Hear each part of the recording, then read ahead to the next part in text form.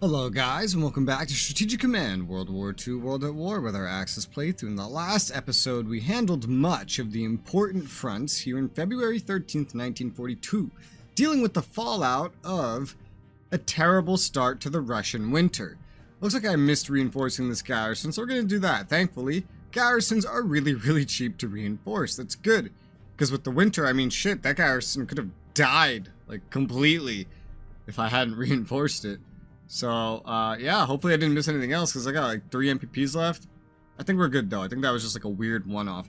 I've done some basic stuff over in Japan, mostly involving special forces that are already deployed.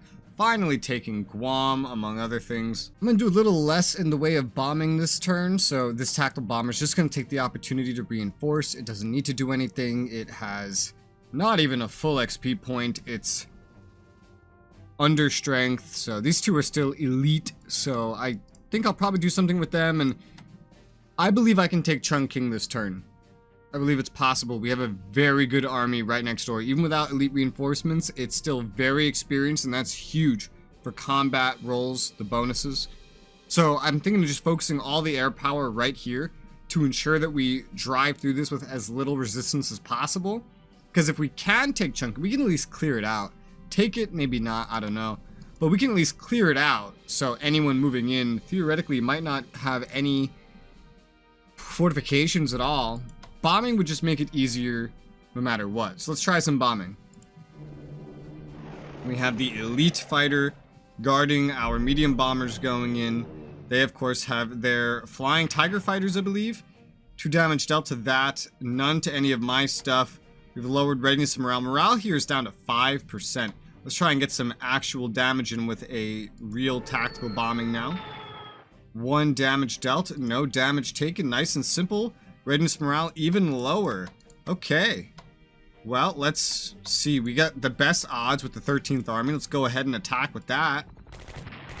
6 damage dealt as promised.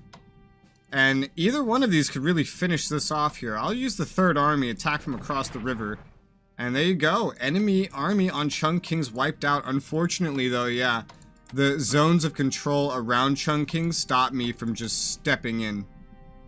You'd need at least 3 action points to pull it off. So it'd have to be like from along the road right here, or just, you know, somewhere better. So we cleared out the army. That worked out pretty much according to plan. Now, what's not gonna work out is actually stepping onto it. No matter who moves in here, the fortifications face this way, the river faces this way. This is a good place to try to hold. I'm gonna take 13th Army. What we're gonna do is we're gonna move it to the west a little bit, just down the road a touch. And yeah, we're still fine here for now. I'm gonna take the 3rd Army, actually move it across the river, so it's bordering Chungking. So, you know, we could have like them attack, we could have these guys attack, we swap these in, or send one of them over to finish off these enemy fighters at Chengdu. We're gonna reinforce the Central Expedition Army. We're gonna take the North Chinese Front Army, march that forward. This is a very experienced army as well. We don't have any more bombing capacity, but even in the winter, we have pretty good odds here in general. So I believe, holy mother of God, look at that. I'm gonna take the North Chinese Front Army. We're gonna attack this enemy corps, dealing 3 damage. That's 1 more than we expected, so that's a pretty good turnout result without taking any damage of our own. So we've done pretty great damage over here, wiping out an army from 10 to 0 strength, dealing 3 damage to a corps, and taking 0 damage in the process from anything or anyone.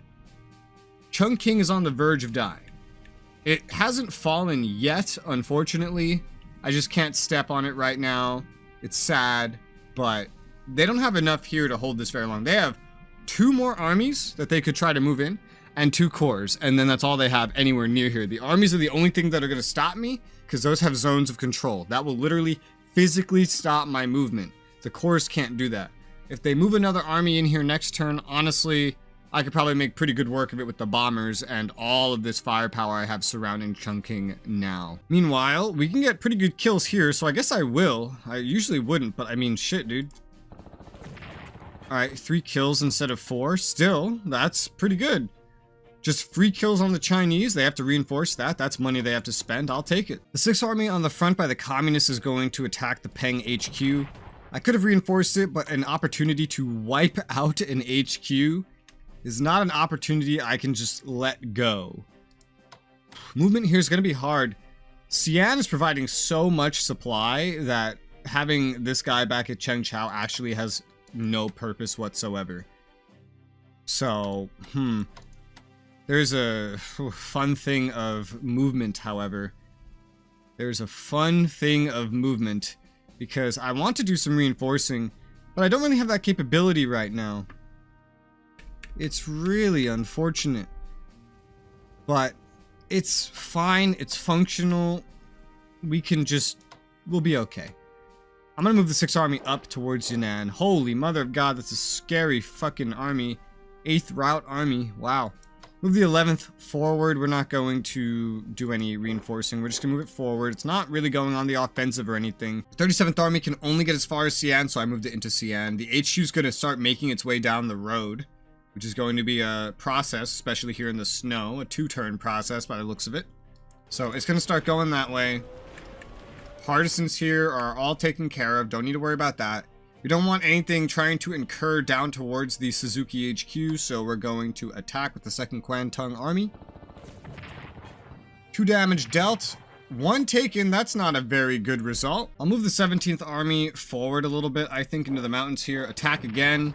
2 damage dealt. None taken. Oh my god, we just so barely did not wipe this out. Now I could, if I move this corps forward, I could finally wipe this corps out, and with how it's just a corps, but it's experienced and it has elite reinforcements, their army's not going to hurt me. I'd like to kill something around here, help reinforce this, even if I do have to move a corps that I want to send somewhere else. It would actually just save me money for a little bit that I could put into other things. And, you know, taking out a Chinese guy is always good. So yeah, let's do that. And we've shattered the enemy corps.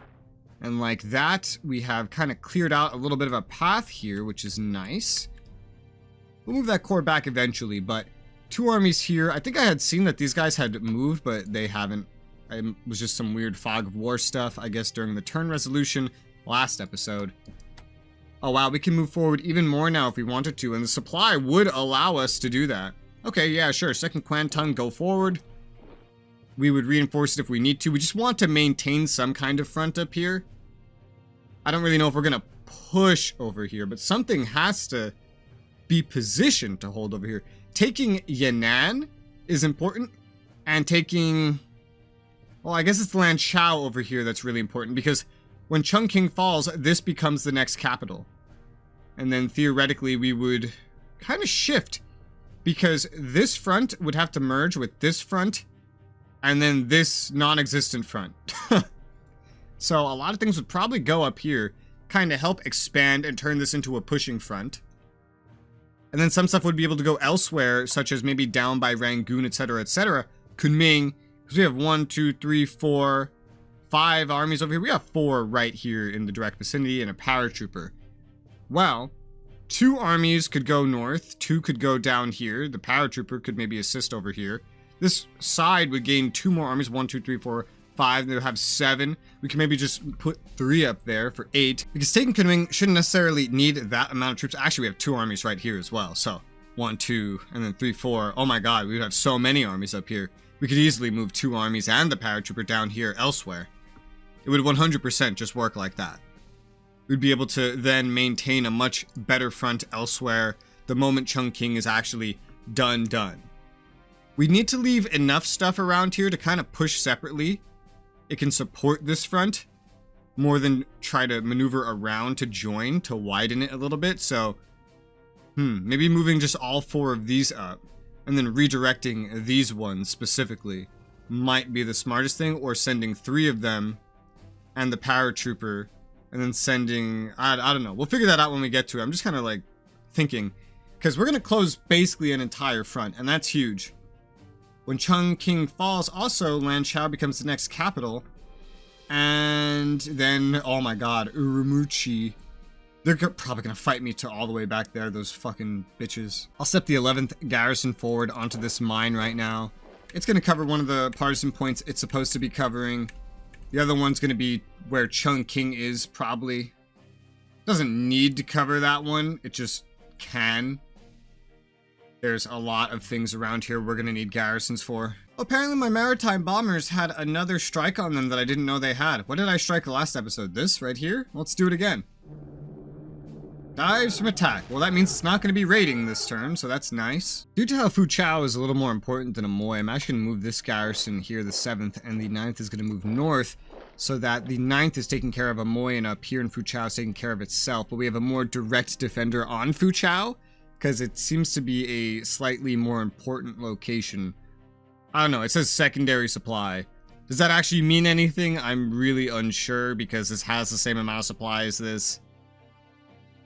MPP values are the same. National morale values are the same. I don't know what the difference is or what that means or does, but yeah. One thing I haven't done yet is tackle the problem of Hilo. Let's move the Kaga carrier forward for recon purposes. Alright, we know where it is. Back up again now. One thing that's important to me to do this turn as Japan is to do some more research, because we haven't been doing a lot more of that. And the anti-air defense seems kind of important. So that's what I'm going to choose. Gives me 146 MPPs to spend elsewhere, and I have some ideas of how to spend it.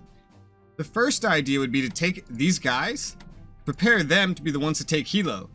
Let's get them on long-range amphibious transports, and yes, I know it's going to pop them out here. I planned for that, I understand that. Move them south just a touch, and I'll adjust things to handle that. But for now, let's continue bombing the special forces at Hilo instead, while we still also wait for all these ports to get enough supply to do anything. Start with the Hiryu. 1 damage. No damage. No damage with the Zuikaku at all. Soryu. Nothing. Akagi. Nothing. And Kaga. Yeah, this is the elite reinforcement one. We dealt 2 damage. And another 1 damage. The rest just kind of need reinforcements. The idea is to keep the readiness, morale, everything just so low for right now while we prepare a special forces to actually land. Which one isn't quite up to doing just yet. We have the ability to reinforce this twice or just hold it for now until we get a little bit more supply. Honolulu supply doesn't seem set to increase, however, which has me a little concerned. Because if that's true, then maybe... yeah. I don't think any of these ports are going past 5. If none of these ports are going past 5, we actually can't enact major repairs ourselves here, only minor repairs and reinforcements. Okay, so the fleet can operate out of here, but for max repairs, it's going to have to go back to our shipyards, which is weird, because you'd think we could just use pearls, but we're simulating supply, not shipyards in this game. We'll reinforce, then, this special forces, 21 MPPs. Ooh, actually, I have 82. I wanted to get another one of these guys out, and that would overlap if I want to. Also, I could just say fuck it to that and just purchase another garrison instead, because I know I'm going to need a fuck ton of those pretty soon. Right, well, we don't actually have anybody en route at the moment to take over Batavia and whatnot, so we'll leave these guys be for now. They're fine. So in that case, we will just reinforce these special forces here up to 8. It's probably as high as they're going to get. Oh yeah, there's also this guy right here that took Wake. He's got 6 supply. He's fully good. He's good to go. He's ready to go somewhere. But reinforce this. That's priority. It's not priority right now to set sail to any other invasion targets. We're just trying to kind of clean things up. Take over Hilo, get that under control. We have another thing here in Midway. We can hinder supply to Hawaii and Wake from Midway. That sounds good, except for the fact that we have Wake in Hawaii. But having it would be good. It's good to keep that in mind for the future, though. Anyway, let's look at handling this. I'm going to move the heavy cruisers forward, specifically around this guy. I'm not sure how close I should get to here, because I know ships that are attacked from ground, they don't really do very well. Yeah, look at that attack value on ships. Maybe I should have just, like, left them up here? Maybe. I don't think it would be too crazy to just kind of form a little bit of a wall like this. Hope that whatever tries to come through here just runs into these. That seems like it would be functional to me. Let's move the light cruiser here, just so we don't get attacked by anything too nasty. And then we'll move some of the battleships back in now. The Nagato, the Issei, and the Congo. We'll kind of form this rear wall for the carriers. They're more important to protect overall. And I don't expect anything to really go wrong here. Special forces should hopefully be dead next turn, maybe in 2 turns, who knows, we'll see. We'll eventually get this core in here and set these special forces out because they won't really be needed over here. I feel like I should leave someone to protect Hilo just given what it is and where it is. A special forces can do that temporarily.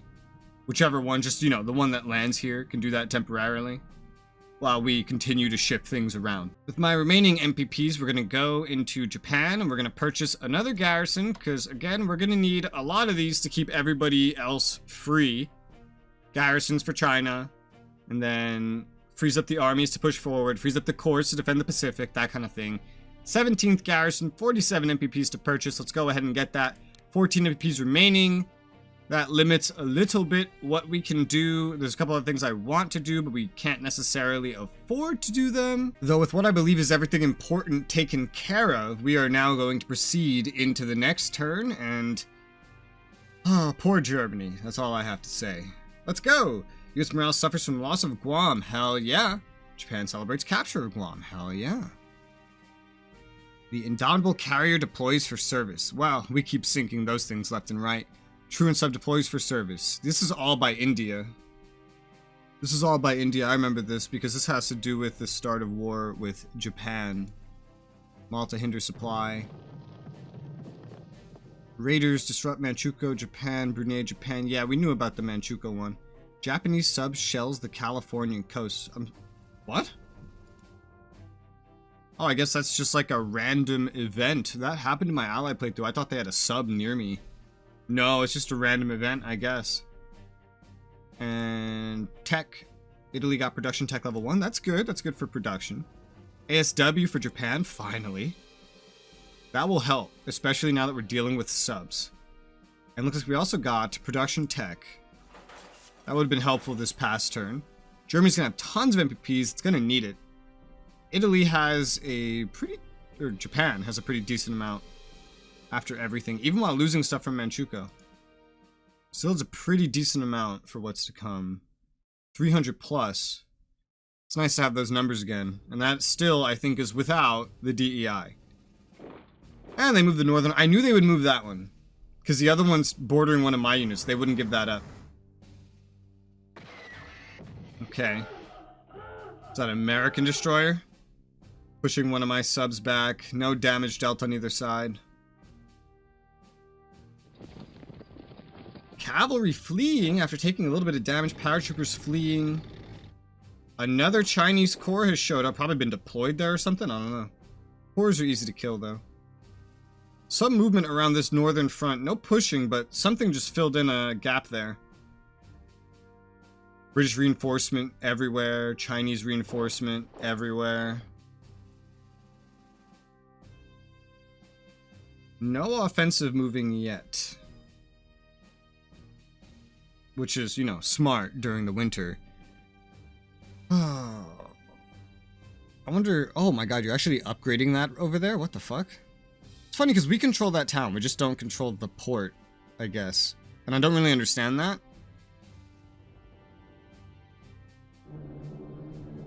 Are they trying to bomb me? What the fuck? Oh my. Okay, so we got some bombing on the Soviet front with our coalition Axis forces. Their bombers are taking tons of damage, dealing no damage, which is good. But one of our emplacements just got bombed in Normandy. I don't think I've given any anti-air to them yet. I should make that a priority. Here comes the offensive fighting. They did 1 damage to paratroopers, but only 1 damage. They just attacked with an elite reinforced unit against our Yugoslavians, and they lost 2 men, 2 strength, and we lost nothing. That was hilarious. That dude I pushed up by Yan'an, lost a man, dealt 2 strength casualties to, 1 to 2 different cores. So far, losses are pretty even or generally in our favor. It's still, like, worse than it's been the entire campaign just due to the situations we've been put in. But it's still positive, and it's still good, and it's not hindering our long-term progress towards our goals.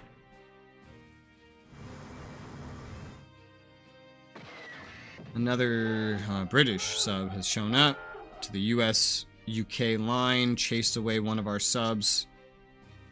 Did I say sub or destroyer? I don't know, man. I keep messing that up. New, fresh armies and things are appearing around Moscow. Damn, we're gonna have the fight for our lives over Moscow. It's gonna be bloody. It's a good thing I'm finding more and more ways to move Germans over there. We got a lot of raiding in. Alright. We didn't take another wave of damage. Some random flavor event. Oh my god, and the snow's gone. So the snow's gone. We didn't take any further damage, so it was a 1-turn debuff. That's really good. With the snow gone, we can theoretically have enough supply over here to do some full reinforcing now. Okay, if it's only 1 turn, that's really not bad. We could survive that, no problem. Yeah, dude, that's great. We can get ready to fight again right now in March. Only February was the difficult month. So let's look at Italy since they're going to have a fairly easy turn. Now, I'm going to change my mind about something that's been happening. We were going after Alexandria, but we can't surround them. And I'm realizing it very much is that you need 2 men next to a place to start lowering its supply. Cairo's supply is down to 4. Because now we have 1 person on either side of them. Alexandria is still at 5, meaning it's going to be very hard to siege. So we're going to bomb this turn. We're actually going to bomb Cairo. And of course, we have interceptors trying to stop us. The Turkish escorts are coming from the east. Dealt 3 damage to them. Took 1 damage, unfortunate. No damage between the rest of anything, but readiness and morale at Cairo is reduced notably. And for some reason, we now have better odds against this one. We were only supposed to do 1 damage here, but now we can do 2. Not sure why, but you know what? Here's what it is. Maybe the HQ got XP. This looks pretty freshly leveled up to me. I don't know, but we're going to go ahead and do a prepared attack with the 10th Army on this core. We dealt 1 damage. Took 1 damage. That's really unfortunate. These tanks have no supply, because supply did not stretch as I had hoped due to the Malta shit, which I did not deal with because I really didn't plan for it. I see how that could be important here. I could definitely feel out the limitations of supply if you don't deal with Malta, but I was in kind of a rush to deal with the Soviets. I regret nothing. It works, it's fine. Don't know where the hell I'm gonna put this fucking core. I could keep moving, despite having 0 supply, by the way. I could 100% keep moving. I don't think there's anything over here to really try to stop me. And try to claim this for my own, maybe as a different supply hub, but we'll attack with this core even though there's not a lot of good reason to. Oh, but hey, we dealt 1 damage and took none, so fuck the odds, we did great. Apparently. We're gonna go ahead and move that core south a little bit, getting ready to maybe go across there. Move the 5th Army forward. Blitz attack? Yeah, sure, blitz attack. 2 damage dealt, nice. I think I'm going to swap out, instead of, using the 1st Army's prepared attack here. If we can just ignore Alexandria because we surround Cairo enough to lower its supply every turn, it's now not going to be able to reinforce up to 8. We don't need to surround Cairo. We can brute force this shit. So let's try that. Let's try to brute force it. Let's swap out, do a blitz attack, 1 damage dealt, none taken. Okay, it's not 2 damage dealt to Alexandria, but it's more damage dealt to a more important target that is weakening, and I think that's pretty important. Down in Sudan, we just have the same old song, so let's keep on singing it. 3 damage dealt, none taken. 2 damage dealt, none taken. And here we are again. It's down to 2 supply, 1 strength, 3 readiness, 1% 1% morale. It's just refusing to die. It's like, we weren't supposed to actually deal this much damage. We're supposed to deal 4 damage, not 5. But it's able to resupply less and less every turn. It will fucking die. Just give it a second. Just give it a second and it's gonna die. Jesus Christ. One thing I want to make sure that I do before I forget is we're going to upgrade the coastal guns to have their arty weapons and anti-air defense upgrades, just both, 30 MPPs each, so that they can resist air attacks better, and so that if anything comes near them, they can go pew pew and hurt that shit. Don't know if they'll need it, but we're not in a mass recovery phase like we were earlier, so this should be fine. Next, if we look over at Turkey, we're going to upgrade the first army with infantry weapons level 2. We'll take the second army, and we're going to attack across the river here. 2 damage dealt, none taken. I believe we just got some XP. That will help in the future. Attack with the 4th Corps? Can't fucking read Roman numerals. Took 1 damage, dealt 1 damage. It's Corps. This is Corps. All in all, we're still coming out pretty even here despite low supply conditions. Okay, yo, Kuwait's down to 0 supply. It's just good because it has a fucking port. It's making this a lot more difficult to take, but it's fine because where certain plans are not going according to plan, other plans are going way better than planned. Now supply over here, it's meh. It's really, really meh. But I think what we're gonna do, since we're getting supply over here and zone of control is really stopping me from reaching out past here, is I'm gonna move, let's see. Yeah, I'm gonna move this back a touch because we're not gonna reach up here. I'm gonna move this HQ forward to provide better supply to this front. And that should help with combat bonuses and whatnot. At least with what's right here. Give more opportunities for reinforcement as well a little bit. Because it's not even sending supplies out here. Like, it's not even reaching that far. So it doesn't really matter. And then I guess we just put this guy back on Baghdad. The Iraqi garrison, it's really the only place necessary to have that. Looking to the subs, I guess, next we have a sub awaiting an upgrade of advanced subs. We're going to hand that out. We have this one awaiting some normal reinforcements. That will hurt its XP a touch, but it's fine. We have the U-81, which has been chased back a touch. I think it was coming down here to get ready to get supplies as needed, but it's still pretty capable of raiding. It can also just go out to get supplies as well. That's really an option. God, there is just so much supply over here. It's also potentially going to get elite reinforcements. We'll just leave it raiding for now. We'll move it like southwest to right here. Leave it raiding. It's fine for now. The Italian subs, I do want to get this one reinforced, but there's no open ports for that. So, and it has enough supply. So, let's just move the Axum sub. Or maybe not move it. I don't know. Like, who cares if something comes down here? I don't. Supply is decent. We'll just move south a little bit more. Just on each side. Just a touch. Just so that they don't exactly know where we are. Yeah, let's throw another one in. Closer to the Cape Verde Islands. Just so they're not fully aware. Really, the last remaining thing I want to do for this episode is get some things deployed. So, the 7th Italian garrison, which is also just going to be shipped somewhere, can just go take a seat at Milan. Just for now. 2nd garrison of Italian East Africa. I guess that could most suitably deploy on the capital. We'll move this one forward. It's also supposed to be able to go over here. We just can't get there because, well, we don't own it anymore. So we'll deploy this one on the capital. Move forward the other one. They're not entrenched anymore, but there's only garrisons over here anyway, and ours are upgraded anyway. It's fine. So, yeah, you've been promoted. Congratulations. We have a bunch of German garrisons finishing up. Let's put one over at Kongsberg. These are all going to be sent out places. I'm just going to find aesthetic places to leave them. Warsaw, it seems like a nice aesthetic place. We have also, let's say, Dusseldorf, yeah, and then there's, where else? So we got Munich. Munich seems like a nice aesthetic place. There's also, I guess, just like port places like Danzig, Bremen, Stettin. Let's put it over by Bremen. That seems like a nice aesthetic. That's a lot of fucking garrisons, man. We also have a motor torpedo boat that we can deploy. Another one. So we'll deploy that over by Stettin.